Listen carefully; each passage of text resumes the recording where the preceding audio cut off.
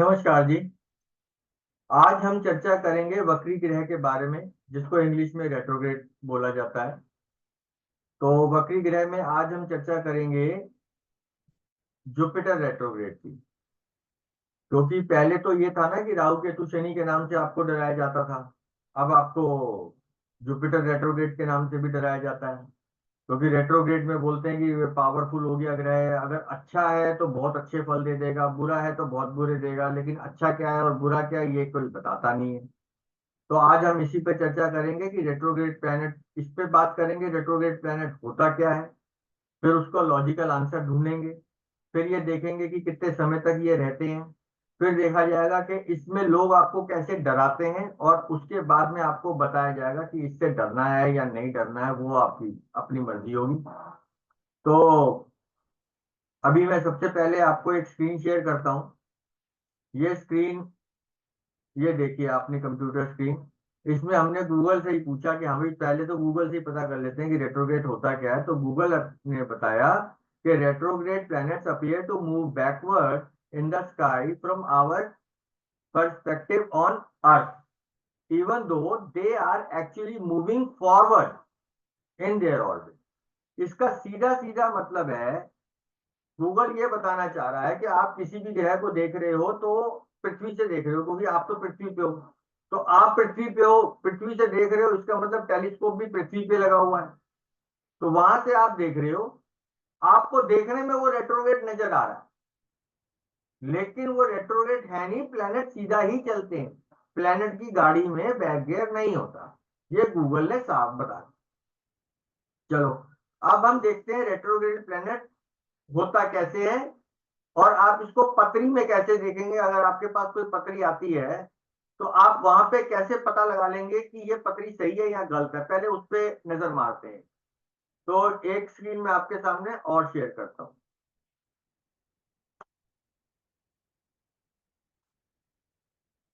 ये देखिए, ये आपके सामने एक स्क्रीन है। इसमें मैंने राशि कोई भी नहीं लिखी, क्योंकि राशि लिखने का कोई मतलब ही नहीं है। इसमें मैं आपको सीधी सीधी एक चीज बता देता हूँ। जैसे सपोज करो किसी का सन फर्स्ट हाउस में बैठा हुआ है, तो फर्स्ट हाउस के एकदम सामने कौन सा हो गया? Seventh house. तो सेवंथ हाउस में अगर जुपिटर है, सिक्स हाउस में जुपिटर है, या एट्थ हाउस में जुपिटर है, तो वो रेट्रोग्रेड ही होगा 100%। अब इसको ये थोड़ा सा नाइन में भी ले लेंगे, इसको थोड़ा सा फाइव में भी ले लेंगे। इस तरीके से हम इसको देखेंगे। अब आप कहेंगे कि ये तो जरूरी नहीं है कि हर एक का सन फर्स्ट हाउस में हो। तो ठीक है, आपकी बात भी ठीक है, लेकिन फार्मूला क्या है? फार्मूला ये है कि सन जहां बैठा हुआ है उसके एकदम सामने से एक घर आगे और एक घर पीछे। तो अगर सपोज करो सन या थर्ड हाउस में बैठा है, तो थर्ड के एकदम सामने कौन सा हो गया? Ninth house. तो नाइन्थ हाउस के एक घर आगे कौन सा हो गया? Tenth house. और एक घर पीछे कौन सा हो गया? Eighth house. तो यहाँ पे जो है जुपिटर रेट्रोग्रेड होगा। अब ये जो टेंथ में है इसको हल्का सा हम इलेवंथ में भी ले लेंगे, और ये जो एट्थ में है इसको हल्का सा सेवंथ में भी ले। तो यहाँ पे ये प्लेनेट रेट्रोग्रेड होता है। ऐसे करके आप किसी भी घर में सन अगर देखें और उसके एकदम सामने से एक घर आगे या एक घर पीछे आप देखते हैं, और वहां पे जुपिटर है और जुपिटर के पास रेट्रोग्रेड नहीं लिखा हुआ है, तो आप समझ जाएंगे कि ये पथरी गलत है।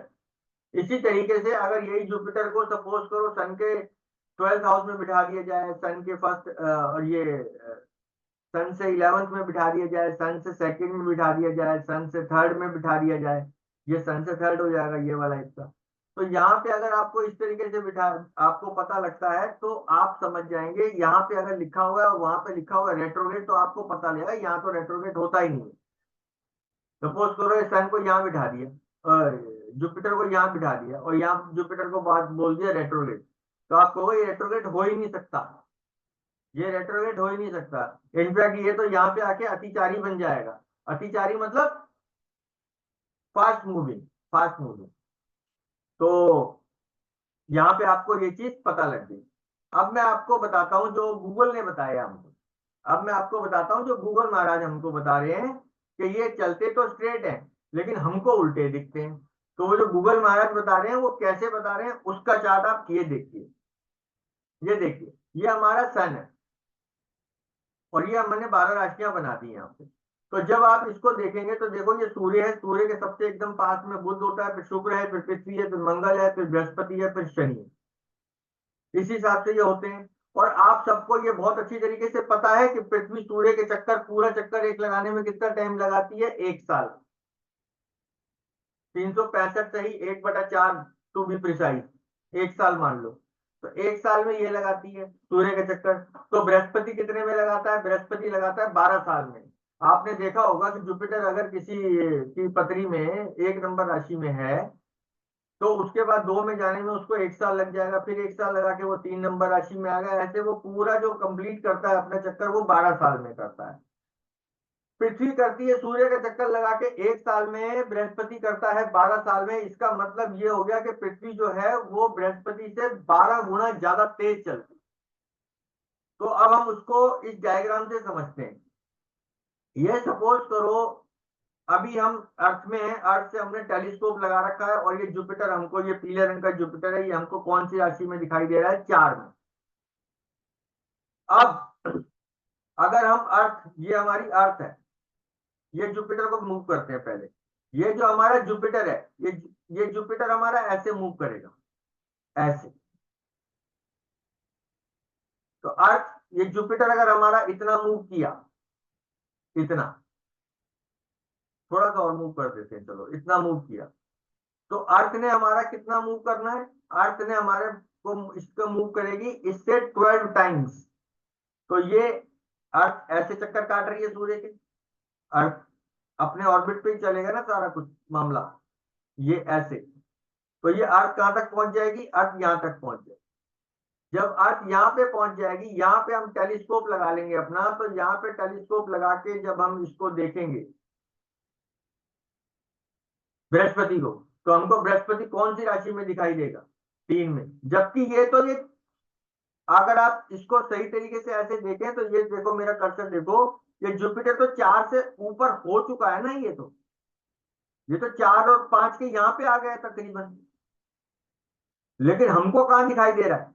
हमको 3 नंबर राशि में दिखाई दे रहा है, हमको रेट्रोग्रेड दिखाई दे रहा है।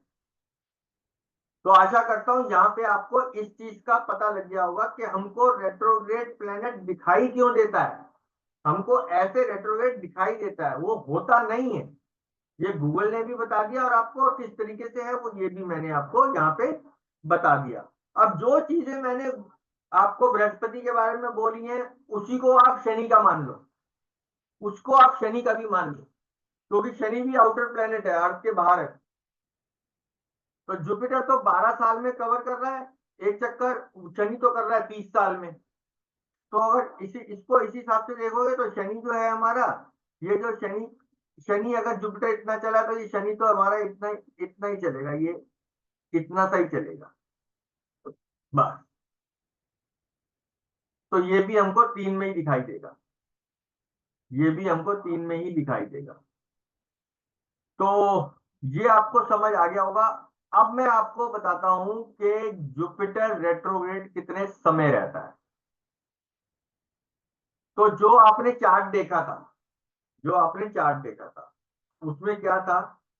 सन की प्लेसमेंट से अगर जुपिटर या सैटर्न कोई भी 7th पोजीशन पे हो, 6th हाउस में हो, 8th हाउस में हो सन से, तो वो हमारा रेट्रोग्रेड होगा।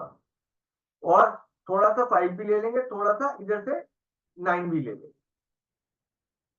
तो अब देखिए इसका इफेक्ट सॉफ्टवेयर में।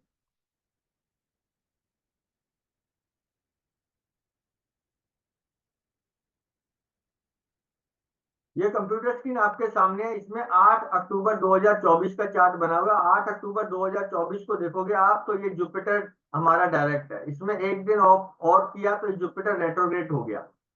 अब ये जुपिटर रेट्रोग्रेड हो गया, इसको मैं बहुत तेज तेजी से चलाता हूँ। 8 अक्टूबर ऊपर डेट है, ये आपने नोट कर ली है। जुपिटर रेट्रोग्रेड है, ये आपने नोट कर लिया। अब हम इसको बहुत तेजी से चलाते हैं और देखते हैं कि जुपिटर कब हमारा डायरेक्ट होता है। तो मैं बहुत तेजी से चला रहा हूँ जुपिटर को।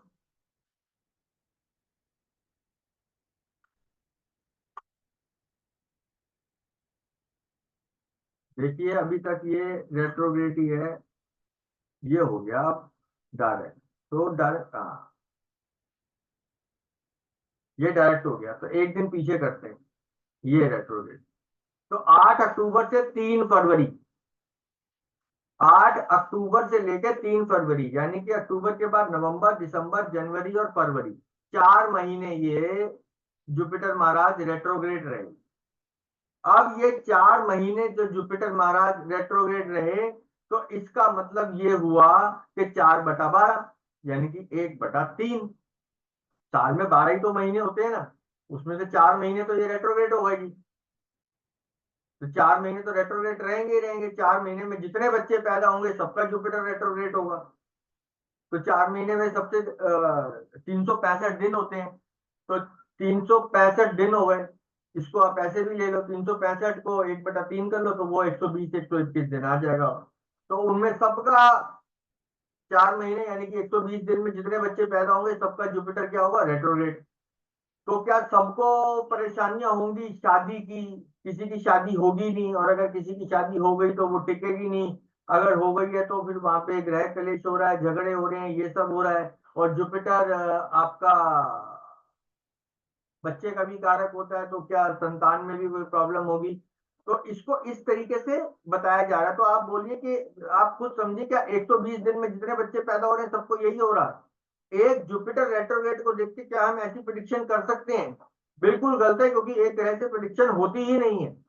ये पता नहीं किस तरीके से करते हैं लोग, मेरी तो समझ से बाहर है कि एक ग्रह से प्रिडिक्शन कैसे कर रहे हो। जुपिटर रेट्रोग्रेड, आपको वो दिख रहा है, वो जुपिटर रेट्रोग्रेड है नहीं। आप जुपिटर का नंबर देखिए, वो कौन कौन से हाउसेस लेके चल रहा है। उसके बाद ये देखिए क्या वो अपनी दशा भुक्ति अंतर में है भी या नहीं है। अगर उसकी दशा भुक्ति अंतर ही नहीं चल रही है तो जुपिटर ने कुछ भी नहीं करना, चाहे रेट्रोग्रेड हो चाहे ना हो। अब मैं आपको एक रील दिखाता हूँ, उसमें आप ये देखिए कि कैसे इस चीज में डराया जाता है। अब आप वो देखिए।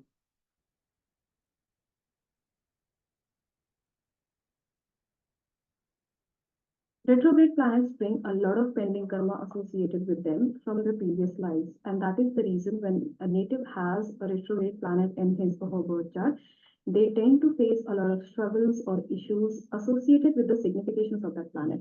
So, when Jupiter is retrograde in somebody's birth chart, the native is very likely to have a delayed marriage or may come very close to getting married but may eventually not get married at that point of time. Or if he or she manages to get married at an early age, then it's very likely for the native to get separated. Uh, if none of these happens, then it's very likely for the native to have a disturbed marriage. There will be no harmony or peace in the marriage. Jupiter being the significator of harmony in the married life, when retrograde causes issues in that area. And Jupiter is also the significator of children. So people having retrograde Jupiter may also have issues in childbirth. Retrograde planets bring a lot of pending karma associated with them from their previous lives, and that is the reason when a native has a retrograde planet in his or her birth chart, they tend to face a lot of struggles or issues.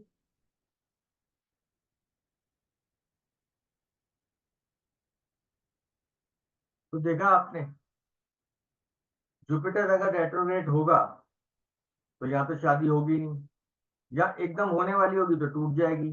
अगर हो गई तो चलेगी नहीं, चलेगी नहीं तो divorce हो जाएगा। बच्चे का कारक है, बच्चा नहीं होगा, बच्चे को प्रॉब्लम हो गई अगर होगा। क्या क्या बातें करते हैं, मेरी तो समझ से बाहर है खैर ये सब चीजें। तो इस तरीके से एस्ट्रोलॉजी नहीं होती है।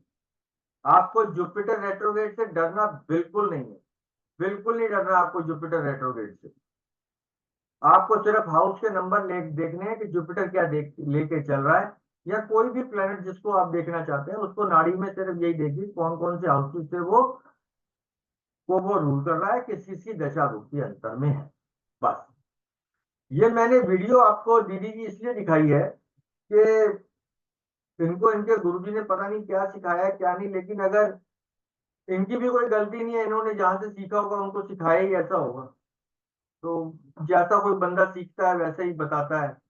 हमको हमारे गुरुजी ने जैसा सिखाया हम वो बता रहे हैं।